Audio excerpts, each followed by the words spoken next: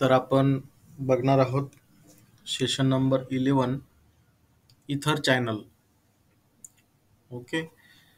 तर इथर चॅनल काय आहे त्याचा एक ओव्हरव्ह्यू देणार आहोत. त्यानंतर PAGP हा एक कन्सेप्ट आहे. Port aggregation protocol, link aggregation control protocol configuration ते कशा पद्धतीनं करायचं, त्याच्या स्टेप्स आपण एक्झाम्पल वगैरे त्या ठिकाणी आपण समजून घेणार आहोत. ओके. तर इथर चॅनल ओव्हरव्ह्यू. इथर channel is a technology used in networking to combine multiple physical links into logical link. म्हणजे इथर चॅनल जी आहे ही टेक्नॉलॉजी नेटवर्किंगमध्ये कशासाठी यूज होती, तर physical links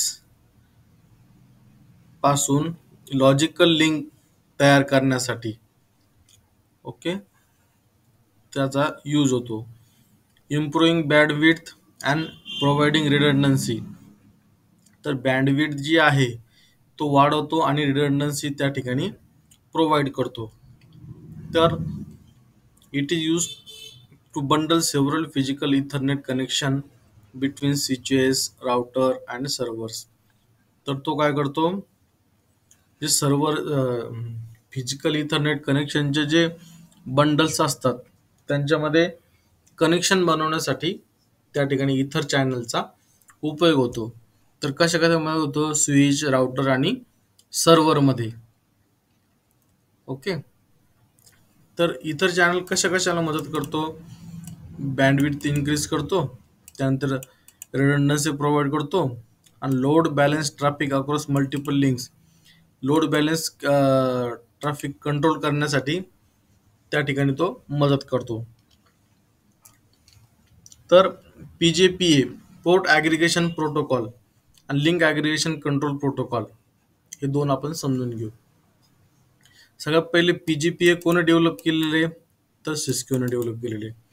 it is Cisco proprietary protocol used to automatically negotiate from ether channel link between switch and other network.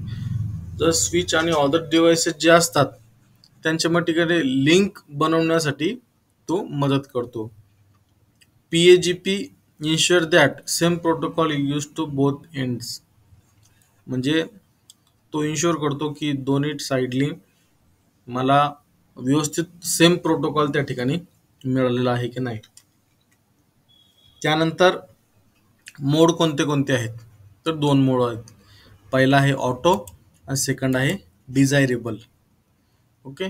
तर ऑटोमध्ये काय होतं, तर ऑटोमध्ये the port will passively wait for other side initiate the ether channel. Other साईडला तो weight करतो आणि हा डायरेक्टली त्या ठिकाणी ॲक्टिवली अटेम्प्ट करतो. म्हणजे या ठिकाणी तो डिझायरेबलमध्ये वेट करत बसत नाही.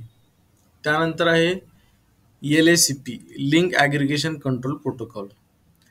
तर standardize by IEEE standard IEEE 802.3 AD.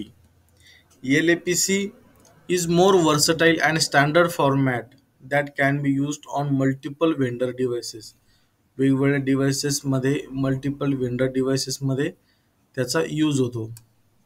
आता LACP allow dynamic negotiation of इथर चॅनल लिंक्स. ओके. LACP काय करतो, डायनामिकली निगोशिएशन करतो. ओके. त्याच्यामध्ये LACPचे दोन मोड आहेत, ॲक्टिव्ह आणि पॅसिव्ह.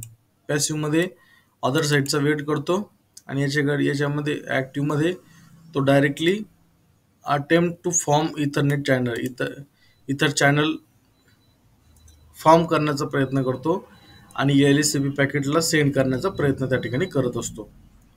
त्यानंतर इथर चॅनल मोड कोणते कोणते आहेत इथर चॅनलचे, तर PAGP मोड आणि LAGP मोड. त्याच्यामध्ये पण ऑटो, डिझायरेबल, ॲक्टिव्ह आणि पॅसिव्ह अशा पद्धतीने शॉर्ट फॉर्ममध्ये आहे. तर कॉन्फिगरेशन कसं करायचं, सगळ्यात पहिले स्विच वनमध्ये कॉन्फिग, त्यानंतर config if-else, if range, channel group one mod, desirable हे त्याचं त्या ठिकाणी एक्झाम्पल आहे.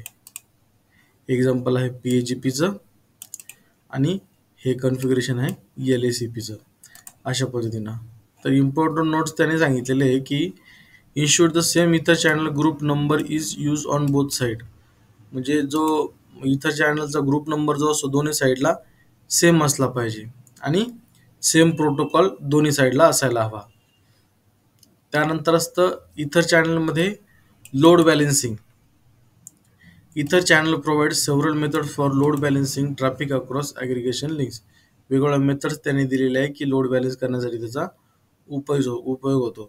Based on source Mac address, based on destination Mac address, based on I P address, based on layer for port number. अशा पद्धतीने load balance करण्यासाठी त्याचा मदत होतो.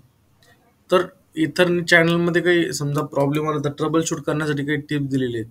सगळ्यात पहिले check the channel status. Channel स्टेटसच्या ठिकाणी सगळ्यात पहिले चेक करायचं. त्यानंतर कॉन्फिगरेशन चेक करायचं. त्यानंतर लिंक ॲग्रिगेशन स्टेटस चेक करायचं आणि नंतर व्हेरीफाय प्रोटोकॉल त्या ठिकाणी चेक करायचं आहे. तर अशा पद्धतीनं आपण बघितलं की इथर चॅनल काय आहे आणि इथर चॅनलचा यूज काय होतो, त्यामध्ये कोणते कोणते मेथड्स आहेत, अशा पद्धतीनं या सेशनमध्ये आपण बघितलं.